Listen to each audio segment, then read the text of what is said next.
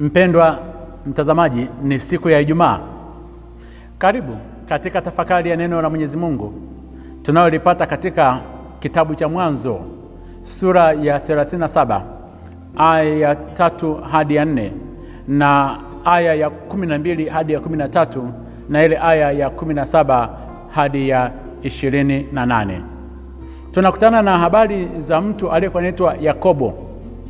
Yakobo huyu ambaye alimpenda sana Yusufu kuliko watoto wake wote.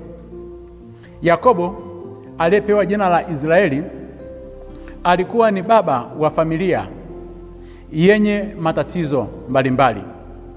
Alikuwa amezaa na wanawake 4 tofauti na akawa na watoto 11 kabla Benjamini hajazaliwa. Moja ya wanawake hao aliyokuwa amezaa nao, 2 walikuwa ni binamu zake. Ukatokea ushindani kwa watoto, na ule ushindani uliotokea hadi wengine wakafanya tabia mbaya kwa baadhi ya masuria wa baba yake. Yakobo akazidi kumpenda kwa wazi kabisa, akaonyesha kwamba amempenda Yusufu mwana wake wa uzee, hadi akamshonia kanzu. Na kitendo cha kuweza kumshonia kanzu kilileta chuki kati ya watoto. Tunajifunza kitu gani?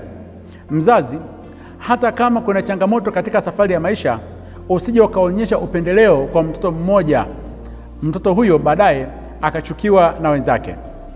Kwa nini ndugu zake walimkasirikia Yusufu? Walimkasirikia Yusufu juu ya ndoto zake alizokuwa anaziota. Aliota ndoto kwamba miganda ya ndugu zake ilikuwa imeinamia mganda wa Yusufu, na ndugu zake wakasema, je, wewe hakika utatutawala juu yetu?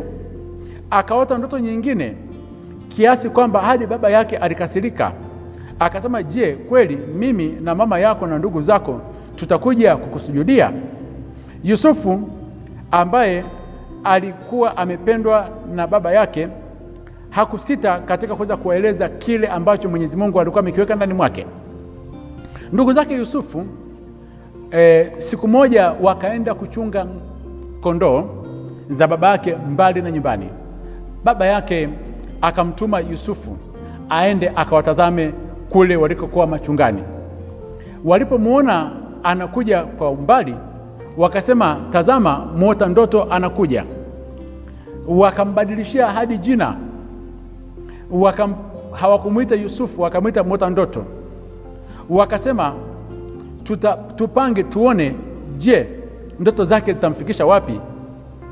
Kusudi la Mwenyezi Mungu ambalo alikuwa ameliweka ndani ya Yusufu, ndugu zake wakataka kuweza kuliua.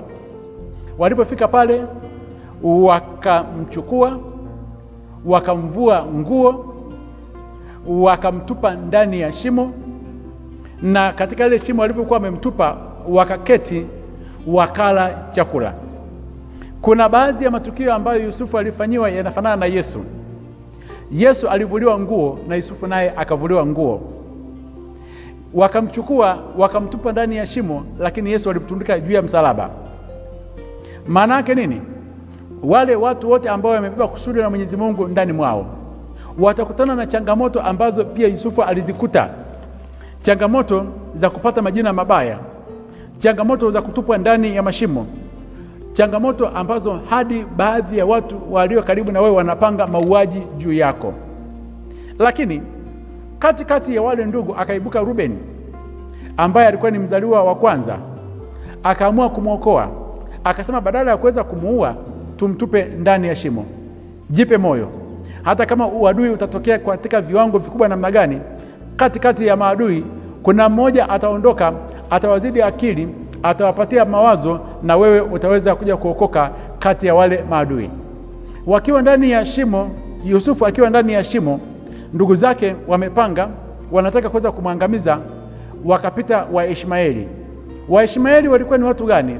Waishmaeli walikuwa ni Waarabu ambao Ishmaeli alikuwa ni mtoto mwingine wa Ibrahimu. Yuda akatoa wazo la kuweza kumuuza kwa shekeli 20 za fedha.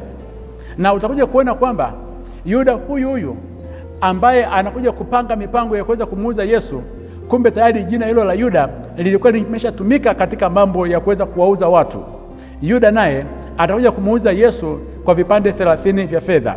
Yusufu aliuzwa kwa vipande 20 vya fedha, lakini Yesu anakuja kuuzwa kwa vipande 30 vya fedha. Tunajifunza kitu gani katika habari hizi za Yusufu? Tunachojifunza ni hiki: Yusufu alipendwa na kuchukiwa. Vile pia katika maisha yako ujiandae, kuna nyakati za kupendwa na pia kuna nyakati za kuchukiwa. Yusufu alipendelewa na kunyanyaswa. Katika safari ya maisha utapata upendeleo kwa ajili ya vile ambavyo viko ndani mwako, lakini pia ujiandae kunyanyaswa. Yusufu alijaribiwa na kuumizwa. Katika nyakati za maisha utapita katika majaribu mbalimbali, lakini pia utaumizwa. Yusufu aliinuliwa na baadaye akashushwa. Aliinuliwa kwa kushonewa kanzu na kwa upendeleo mkubwa, baadaye akashushwa hadi katika shimo. Katika safari ya maisha nyakati hizo zitakuja. Katika mambo haya yote ambayo Yusufu aliyapitia, hakuna mahali ambapo Yusufu alilalamika, na hakuna mahali ambapo aliacha kumtumainia Mwenyezi Mungu, aliacha kumwamini Mwenyezi Mungu. Katika magumu yote ambayo yatakayokuja kwa sababu ya kile ambacho umekibeba ndani mwako, kwa sababu uliwashirikisha watu ndoto zako, usije ukalalamika, usije ukashindwa kuweza kumwamini Mwenyezi Mungu. Mwenyezi Mungu atakuokoa na kila aina ya ubaya. Akubariki na kulinda Mungu Mwenyezi, Baba na Mwana na Roho Mtakatifu. Amina.